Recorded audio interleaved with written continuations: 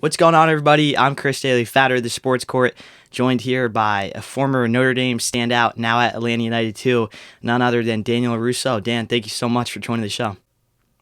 Yeah, thanks for having me. I appreciate it. Of course, we were just talking about this a little off air, but as a short conference guy, you're another one with Jackson Memorial, and you made an instant impact as a freshman, and then you led him to a state title as a junior. So had a great college or high school career before going to the Red Bulls, and I also should Mhm. mention you got taught by Mike Turtle with the Wall Cosmos, which is very Yeah, big, is it's my area. So, what were your soccer upbringings like in that big Italian family of yours? And from there, when did Notre Dame come knocking in this process? yeah. Honestly, I've just been blessed overall. I think coming from a big Italian, family, I wouldn't say I learned too much from soccer because of that. My family's never been so much into soccer, but I had an older brother who played it, so I kind of just went with the flow. Started playing when I was 3 years old. I played that. I played baseball till I was 13 because so I have three older brothers and two of them played baseball, one played soccer. So for me, it was just like, yeah, let me play both. I wanted to just be the younger brother who could, keep up with everybody. And, my mom tells me stories when I'm little. I don't remember, but she's like, when I was 3 years old, I was always the one going for the ball, taking the ball. All the other kids were just picking flowers, and I just happened to, fall in love with the game. And ever since that, I guess I realized that I had a little bit of a talent. And a big decision came for me when I was like 13, and I had to choose between soccer and baseball because I've been pretty athletic growing up, so I was blessed to be able to play both sports and be pretty good at them. So I had to, really make a decision between the two, and soccer just happened to be the one that I went with. And at 13, it was a tough decision for me. I think I spent like the whole day crying, honestly. Like, I know, crazy. I was just 13, just like, what do I want to do? I don't know. But ended up choosing soccer, and I'm very happy I did because it's gotten me to the point I am at now. But Yeah. but really, in terms of that, um, I got older, and then I think I had a different path than most kids. A lot of kids go straight to academy. They go play there for a couple of years, do well there, get their name in that system, become a homegrown or don't even go to college or whatever. But coming from playing high school soccer for freshman through junior year, you don't really hear that anymore. My brother, he's 33, is a little older. High school soccer was a lot more popular back then, and it just slowly has become less popular. But for me, honestly, high school soccer is some of the best times I had playing in my life. It was me and my best friends who made up a starting 11, guys I still talk to every day now. And you don't really get many looks in high school soccer. I didn't really know what was going to come out of it. I wasn't really sure what was going to happen. I was just enjoying being there, enjoying playing. I went to a public high school, different than a lot of kids who, I'm here right now and I train with some academy kids who are, they do online school and stuff like that. I never had that experience, and I'd say I've been blessed because going to actual school, you make friends, you make memories, while you're still also getting to kind of live out that dream. But at that time, it's just a dream. You don't really know what's going to happen. But I'm happy that I did it because once I finally got signed to Atlanta United, I got a lot of texts from old parents and old coaches who are like, hey, like I just want to let you know how many kids you've inspired from just my home little town. And like that's the thing that that's what means the most to me, and I'm happy that's what's coming out of this. Giving those kids that grow up from that same upbringing, maybe don't go to that academy early, or don't have as much of a chance as other kids, that there is hope, and that it's not over just because you didn't do this or that. There's many different pathways, and I firmly do believe that if you're good enough, you'll get it. So Yeah. for me, playing high school soccer, best time of my life. And I honestly wish I ended up playing high school soccer my senior year because for me it was just fun. It was the best time I ever had. But I committed to Notre Dame my junior year, and like I said, that was just something I didn't expect. And I told this to all the guys on my Notre Dame team because we do a little bit of something called like senior stories, where every senior kind of tells their story and their path and their journey and gives a little bit of life lessons you've learned in your 4 years at college.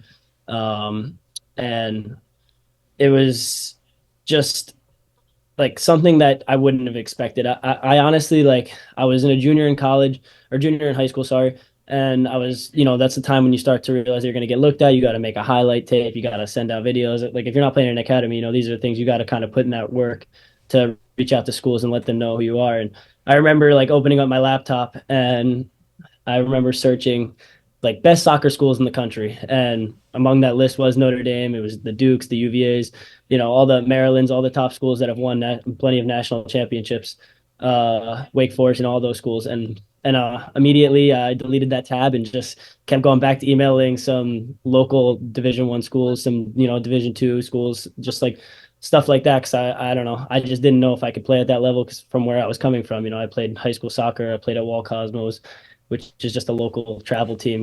We won a lot of state championships, but that means Yeah, pretty nothing in good the one. grand scheme. So for me, it was pretty devastating. That was a tough process for me. It's because it's like you're being stuck in the unknown. You have no clue what's going to happen.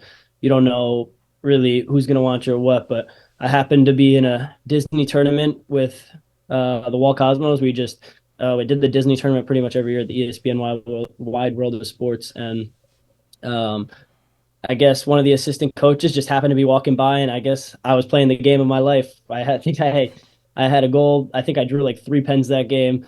Just was played really well, and that's the time when I just didn't think about anything other than just having fun. And Notre Dame coach happened to walk by, and after the game, I get a text from my coach who's like, "Hey, like Notre Dame just asked about you, and they're interested in you." And like my heart just like dropped. I was like, "What? Like, wait, are you serious? Like, this is not at all what I was expecting. It was just not something that I had even thought of or dreamt of. I hadn't reached out to them at all just because I didn't think I had a chance. And it was just a miracle, honestly. And sometimes you have to get a little lucky, and I Yeah. did. I got lucky. They saw me. I played well. My hard work had started to pay off. Um, and they reached out to me, and ever since they reached out to me, I knew that's where I was going. Like that. And honestly, that was my only big offer. I didn't have any other ACC schools reach out to me. I didn't have anything like that. And throughout my 4 years, it was definitely a tough ride, but I continued to prove myself that I deserved to be there and that I wanted to be there, and making it to 2 college cups, won an ACC championship. I had a really great Yeah. career at Notre Dame, so Yeah. Well, it was awesome. that's amazing. And I can only imagine like Mike Turtle watching that with that whistle of his. It's pretty intimidating. He goes, I don't even know how he does it, but that's a great story. Yeah, And yeah, for an Italian guy going to the Irish school, you gotta love it. It's definitely a exactly, match made in heaven, so to say. But so for speaking sure. of your time at Notre Dame and talking about improving yourself, it was in your freshman year, I believe you scored a game-winning goal against Kentucky. So how amazing was that moment for you to net your first collegiate goal as a game winner, and just how awesome was that during that COVID year? Yeah, that was, I mean, first of all, the COVID year really just adds to it. I don't even know. Only people who've been through it get it. I'm sitting next to Will and we were just talking about it. It was just a grind, especially as an athlete. Like I didn't get to go to parties. I didn't get to do anything like that just because you risk the fear of getting COVID. And if you got COVID, especially as an athlete, you missed probably 3 weeks because it was 2 weeks quarantine and then probably a week of getting heart tests and doing all this stuff before you could go back to trading because it was such a big deal at the time, and it was just a whole big process. So we didn't even risk going out, like trying, like taking the chance, because I didn't want to miss any games, and it was a full year season. It was fall and spring, so it's not even like we had the spring off to just enjoy being a student for a little bit. It was go go go consistently, and I didn't make that many friends my freshman year. I'm lucky to have a really good roommate who wasn't on the soccer team. Just a random. We get random roommates at Yeah. Notre Dame, so happened to be one of my best friends who I still talk to till this day all the time. I stayed with him throughout my years in college, but lucky to have him. Lucky to have some guys on the team that I did get close with. But for the most part, I didn't even know any of my classmates coming in as a freshman. I didn't because it was COVID and we separated into groups. I didn't know any of my classmates until like the first game practically, which is pretty crazy to think about. But yeah, back to what you were asking, it was with going through all that, scoring. It was on my debut. It was the first game of the season. Jacqueline, who's now with Orlando, he was hurt that game, so I got the green light to start coming in, and yeah, I mean, I didn't score many headers in my life, but I got the chance to. The corner came to me. I don't know what happened. I scored. I'm only even like I'll tell you, I blacked out. I don't even remember after that. I just like when you score a goal most of the time, especially when it's meaningful and it means a lot like that, you kind of just black out. I was crazy. I sprinted to the sideline. I actually gave Philip Quinton, who's now playing with the Columbus Crew. He's a really good friend of mine. I gave him a bloody nose because I jumped into his arms to celebrate and I headbutted him in the nose, and he got a bloody nose. So that goes to show how excited I was, but it really did mean a lot, and I think it kickstarted uh, that feeling of I'm meant to be here. Yeah, totally. And that COVID year too, I'm a big football fan, so I have to ask. the game against Clemson. I'm not sure if you were there when it happened, but if you Oh, was were, I there? yeah, Come on because now. that's the greatest, might be the greatest football game I think I ever watched as such a huge Irish fan. And I actually interviewed Ian Book, and that was like a year and a half ago now. So it was cool to hear Awesome. his take. But as somebody in the stands watching that, just how awesome was that to watch the Irish win? Oh my God, it was unbelievable. Like I've never even been a big football fan, but when you go to Notre Dame, you kind of have to be. Yeah, You learn to become one for sure. And that game, by far, I mean, me and my friends who were all there, we talk about it till this day. The best game for sure because one, it's crazy because we were thinking about leaving out there like the third quarter. We are like, let's maybe we should leave. It's getting late. It was cold. So we're like, maybe we should leave. And then we're like, no, no, no, we gotta stay. Like this game's gonna be good. So we're like, okay, we'll stay. We stayed. Thank God we stayed because the game went to overtime. Notre Dame beat Clemson, who was I think ranked really high at the number time. one. Yeah, Yeah, exactly. Just a huge, huge win for Notre Dame, and everybody stormed the field. That was my first experience, and I remember I was one of the first people on the field because I was in the pretty close to the front. Um, I remember I jumped over the wall. I juked out a security guard, and because you saw the whole team, you saw the whole stadium going. I was like, I gotta be one of the first people out there. I'm on the field. Everybody starts to eventually, after like the first 100 people go, the security guards just start letting people go. But when you're one of the first ones, they gotta do their job. But luckily, I was agile enough to escape them. But it was insane. I have some awesome videos of just like being on the field, some videos of the players celebrating me with all the people, and then it was on the news, and Dave Portnoy was talking about it, and just it was crazy to be in that experience, especially during COVID.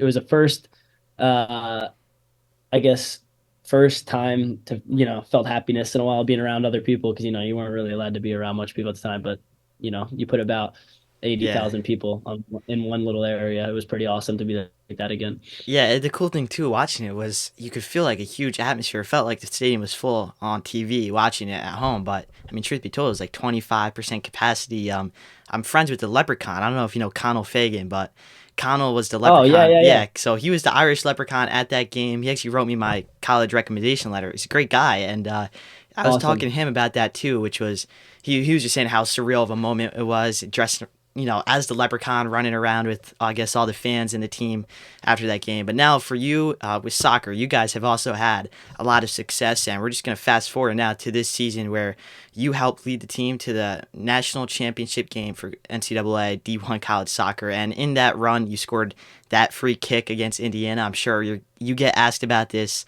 all the time, probably will for the rest of your life. But before taking that kick, what was going on in your mind? And from there, just how surreal was it to see it hit the back of the net and get so much attention after that?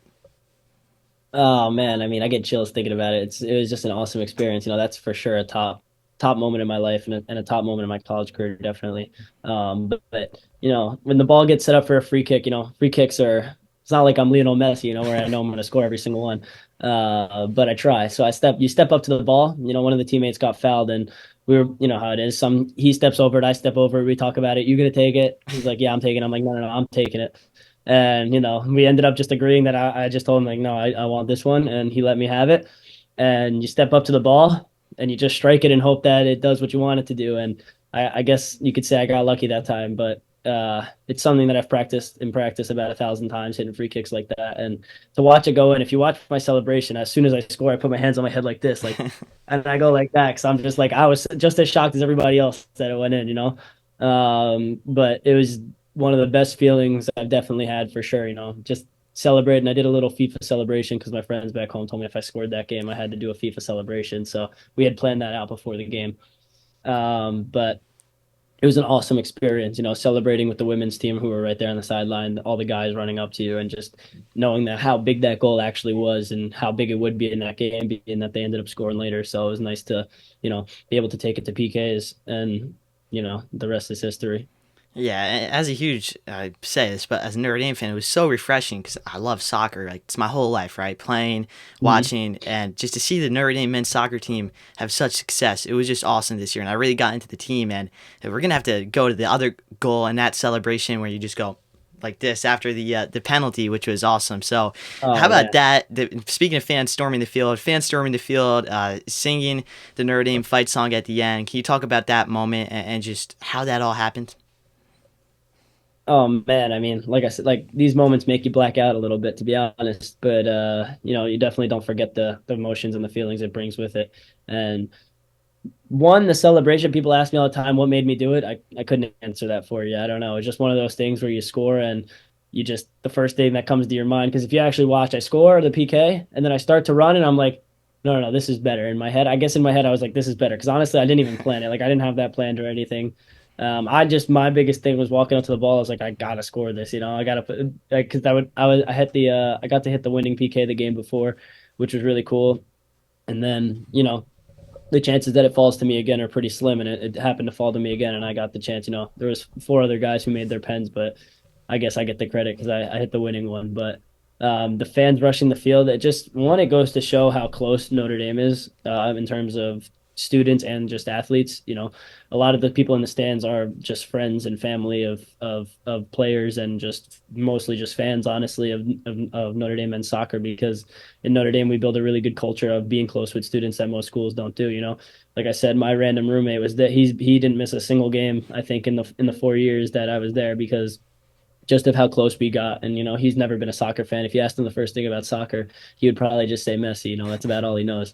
But it just goes to show how close we are. We spend a lot of time. We eat in the same dining halls as the students. We hang out with the students. We go to class with the students. We do all these things together.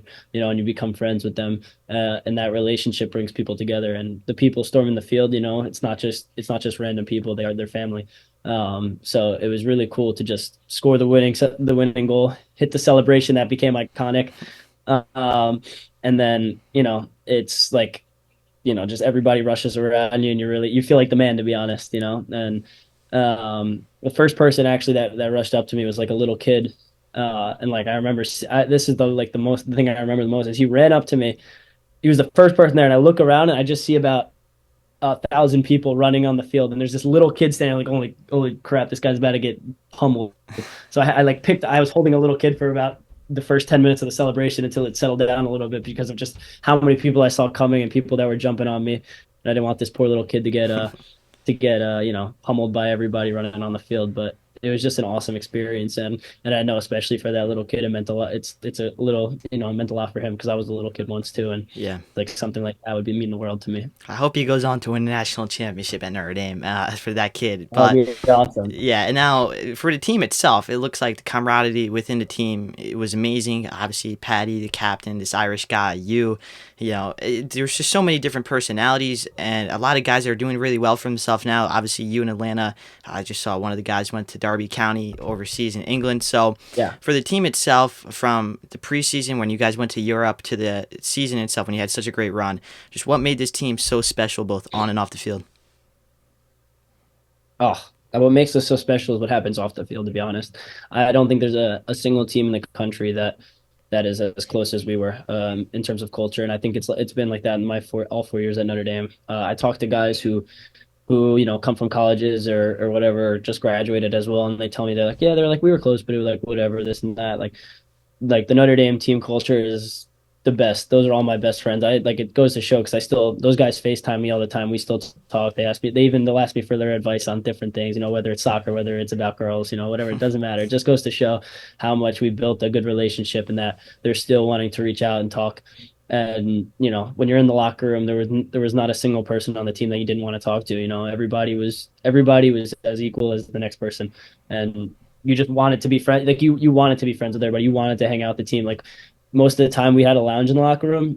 Anytime you walked in there was at least one or two guys, and no matter at the time of the day whether they were supposed to be in class or not, there was always somebody in the lounge because everybody just wanted to be in that environment with each other, whether you're doing homework there, whether you're playing games or just watching TV or chatting, whatever. But the team culture is by far the best I've ever experienced. And I think that's the main reason that we do so well because that translates onto the field when you're gonna run through a brick wall for that guy next to you. Especially when it becomes those big tournament games, and things start to happen. If somebody gets beat, the next guy's right there for them. And, you want to see people succeed, whether they're in your position or not. Like, we had plenty of guys on the team that, somebody would be starting over somebody else who's in that same position, and off the field, they were best friends. Like, you don't see that much on any team at all, where you're going to be best friends with the guy who's trying to take your spot. And that's just how it was. This is the kind of team culture that I think Notre Dame brings, but I think most importantly, just the seniors we had. A lot of the time the culture comes from the seniors and what they bring because they're supposed to be the intimidating guys, the ones people look up to. So we tried to make it so that freshmen didn't have to be afraid to be themselves, make a voice for themselves because everybody should be equal at that, and that's how you're going to make a good team. And you Yeah. know, people might say I'm just saying this, but you can't really talk about it until you experience it because it was just unbelievable, and I miss those guys a lot.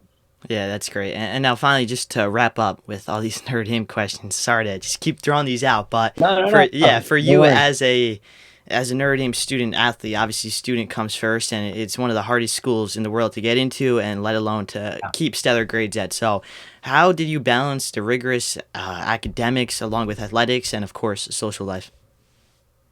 Yeah, it's tough for sure. Some days you have to sacrifice a practice or sacrifice going out with your friends just because you have to study. Like there's been times before where I had to tell the coach, I was like, hey coach, like, is it okay if I miss practice today? Like I have a huge test tomorrow that I need to study for. And the coaches really understand that, academics of Notre Dame are tough because the head coach, he went there himself. He Yeah. played there. He gets it. Like the academics aren't easy. So there's times like that where you do have to sacrifice a little bit. But for the most part, the balancing you kind of figure it out as your time goes on. Most freshmen they try to talk to us older guys, or they just do it on their own, and you start to figure it out by the way your grades come back. You'll see, you kind of you learn, but you find time. We have a set practice every day, so we would always practice at 3:45, and then you plan your classes so that you're done in the morning. You go to practice, and then usually right after practice, it's dinner, and then you're hitting the books for a little bit. Or if you have free time, you go and do whatever you can. But the days are long for sure. My roommate who wasn't an athlete, I would always talk to him like we lose about 3 hours a day of studying, energy, that kind of things, just because we have to go practice. And like I see him right after class, he maybe finishes class around 12, 2 o'clock. And he doesn't have to go to practice at 3:45. He could take a nap or he can go do work. Like we have to go straight to practice from class when we're exhausted after being up at 8 in the morning going to class. But you find the way to do it. There's definitely a way, and I don't think it's as hard as many people seem make it out to be. But it all depends on the person because for some people it's easier than others. But I think most people learn to balance it just with time, and it's something that becomes more of a rhythm rather than like a burden, I guess. Yeah, definitely. Very interesting stuff there. And now, for you, in your time at Notre Dame, you played in the summers with the Jackson Lions. I know you're pretty intertwined with Jackson Lions, obviously having grown up in Jackson. So, how have you rated your time with the Lions from all levels, with the NPSL all the way to the men's league that the Yeah. Lions do? Yeah, no, it's awesome. I mean, for me, there's always USL 2 teams that reached out and always wanted me to play for them. But shout out to Mike Durazzo, who's the head guy there. He's been a close family friend, and it was just always easy for me because it was in my town. I knew that I did want my summers to be able. I wanted to be able to enjoy my summers a little bit, but I still had to get my work in and be ready for each and every season. So that's what I did. I got to play at the Lions where I'd get my work in. I'd play 90 minutes on the weekend. I'd train during the week, but I'd still have time to go hang out with my friends and do these things. So for me, Jackson Lions was always super enticing because of location and also because I knew that the quality was there as well. It wasn't just like I was playing for a really bad Yeah. team. We had a lot of good quality players, college guys, a lot of Division 1 college guys, ex-college guys. And I always really enjoyed playing there because I knew the quality was going to be good. And another reason is also I wanted to kind of play in the NPSL, especially more my freshman sophomore year. I wanted to play more so in that NPSL slash like men's league because for me, I think physicality was something I really needed to work on. Just having bigger, older guys, more experienced guys, kind of battle it out with you rather than just college guys that I'm going to see week in and week out during the season. So NPSL was a really good spot to be in terms of just learning that physicality, learning how to deal with guys that are bigger and stronger than you. So that for me, that was always the biggest reason I wanted to play in the NPSL. Um, but yeah, overall, definitely learned a lot just from playing in the summers, but most importantly, it was in my hometown. It was easy. Yeah.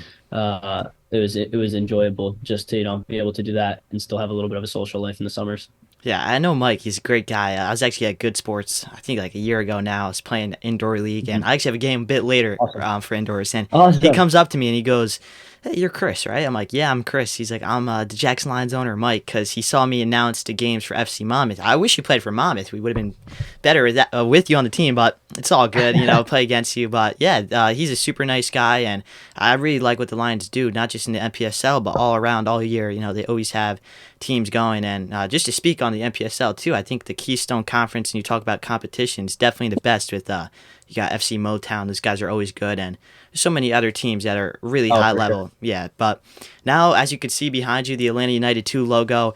You recently signed with them in December, your first professional contract, which is just absolutely Mhm. awesome to see a kid, that was playing at the Wall Soccer Complex, now playing for Atlanta United. So, what does it mean for you to just sign your first professional contract and really just start your career? Oh man, I mean, it means the world. Like this is, I was just talking to Will again about it. It's just like a dream come true. I was literally just texting my family, and they're like, "Aren't you supposed to be at practice or something?" I was like, "Hey, work ended at 12 o'clock for me. I get to live the life, but it's not. I don't just live the life because I got lucky. I had to work for this. Just as many people who work hard in school to get good grades so that they could become a doctor or something. I worked hard every day in and day out on the field so that I could get this. I've dreamed for this day since I was 3, 4, 5 years old. Ever since then, I touched the ball. I wanted to become a professional soccer player. You watch guys on TV. For me, it's pretty cliche, but Messi was always the guy I loved watching. And for me, I watched that and I'm like, wow, like that would be awesome to play professional. And it just means the world to me. To really make my parents happy, my family happy. Like this has been their dream for me as well. They just want to see me happy and doing the thing I want to do. And having a son who's a professional athlete is really cool. But most importantly, honestly, I'm just happy that I got to inspire kids from the area, inspire kids in general. Like showing kids that there's more than one path, especially the kids who play high school soccer, who play for their local club team, who think that, oh, I need to be in an academy team. Oh, I need to do this. Oh, I need to do that. There's plenty of pathways. There's plenty of ways to get there. If you work hard, you can get there. And it just means a lot to be able to inspire a lot of local kids who have a similar dream or think that it's impossible because it's not. Yeah, yeah, that's awesome, man. Atlanta too is a great organization. Of course, would have liked the Red Bulls being so close, but Atlanta, I actually won a giveaway back in the day. I was like 12 or 13, I want to say, and Uh-huh. it was Tag Heuer. I don't know if you know the watch company Tag Heuer, but they were sponsoring. That's when Mhm. Atlanta was really good in the MLS. Went to the MLS Cup final, and they were sponsoring 2 tickets. You had to be above 21. The plane was included plus $1,000 spending cash, and I said I was like Oh wow. 27 years old, and I somehow won. I got a call, and I was like, "Listen, like if I can bring my dad, that would be great." And they allowed me and my dad to go. They flew me out, and ever since then, I've always had a soft spot for Atlanta. So it's a great Yeah, organization. Arthur that's Blank, awesome. yes, and you got the Falcons right there. It's a great city. So that's just awesome, and it was really cool to see like a guy that's from around here go to Notre Dame, and then of course Atlanta, one of my favorite teams. And now finally for you, who's your best player you've ever played with, and the best player you've ever played against? Wow, a loaded question there. Um, Best player I ever played with. Whew, I got to think about this. This is a tough question. Hmm. Don't hurt anybody's feelings here These too. questions- No, no, no. These questions always get me. These ones take me a minute to think about. I don't really think about these things too often because it's not like I got to play against Yeah, Messi. But Tommy Johnson's pretty honestly, close. the best play, my favorite, I'll answer it. My favorite player I got to play with, he's on the first team, Dax McCarty. He just got signed here. Yeah, Red Bulls Uh, legend.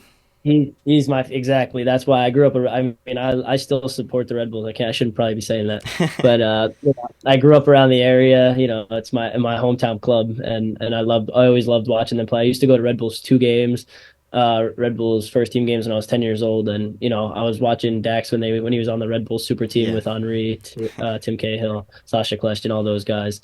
When they won the Supporter Shield, so for me, Dax was always my favorite player at that time, and like getting to play with him. I got to play in the preseason match with Birmingham against Birmingham with the first team, and getting to like make a pass to Dax in the game was it's just pretty like cool. it was like a full circle moment, where it's like wow, like this is a guy I grew up watching on TV, and now I'm actually getting to play with him. Like this is awesome. I texted all my friends who are all like Red Bulls fans, and like, dude, that's sick. Like just stuff like that for sure. That has been that means the most to me to get to play with your guys you like watched growing up and stuff like that. But in terms of best player I ever played against, oof, um, I gotta think best player I ever played against. Honestly, I don't have an answer for that one. I've played against a lot of really good players, but I don't have an answer for that. I'm sure if you ask me that again at the end of this season, I'll probably have an answer for you. But I don't have an answer for that one. Yeah, maybe Messi's gonna play like a reserve match for the Inter Miami 2 team and play against him. But But yeah, that's yeah, the that would dream. be It's like that. If minor I league ever get to meet baseball. that man, I'd probably start crying. Of Yeah, it's cool. I'm sure you know about the Blue Claws and Trenton Thunder for minor league baseball, being a course, of baseball course. guy. And I worked at the Blue Claws as a bat boy. It was a pretty fun summer job, like Awesome. 2 years ago. That's sick. Yeah, it was a great summer job, and I'd ask these guys the same question. And they're like, "Oh yeah, A-Rod was down here in a rehab game." I was like, "What?" Like, it's just the craziest stories that these guys have about that. So That's maybe awesome. that's the future for soccer here in the States. And lastly, what keeps you going day in and day out just to be the best and just to keep striving for greatness? Yeah, I mean, day in and day out, it's just you just look back and you remember it's the thing you love to do. I've thought about that 9 to 5 job. I have a degree. I graduated, and I've thought about getting a 9 to 5 job, and I'm always just like, man, I don't even know what I would do. Like soccer's been my life. It's what I dedicated my life to. And I'm here. But when you're here, you always want more. There's always more, and there's always, as somebody who wants to make it far, you're always going to need that drive to want more, or you're never going to make it. So like, I signed a second team contract, but that's definitely not the end. There's so much more that I could have in my pro career if I keep on playing well. So day in and day out, it's just honestly what keeps me going is that I want to be the best. I want to get to the top and try and make it as far as I can, because I think it would be a disservice to myself to give up now. And I've worked so hard for so long, like it wouldn't be right to just give up. This is what I've wanted to do. This is what I've worked to do. This is what I've given up my life to do. I've missed out on a lot of experiences that, that somebody who isn't an athlete gets. I've missed out, and I've given up a lot of those experiences just so that I can be here. So, day in and day out, it's just the drive to get better that keeps me going. Yeah, totally. And that's all I had. But I love those answers, Dan. And I honestly just wish you all the best with Atlanta and the future with your career.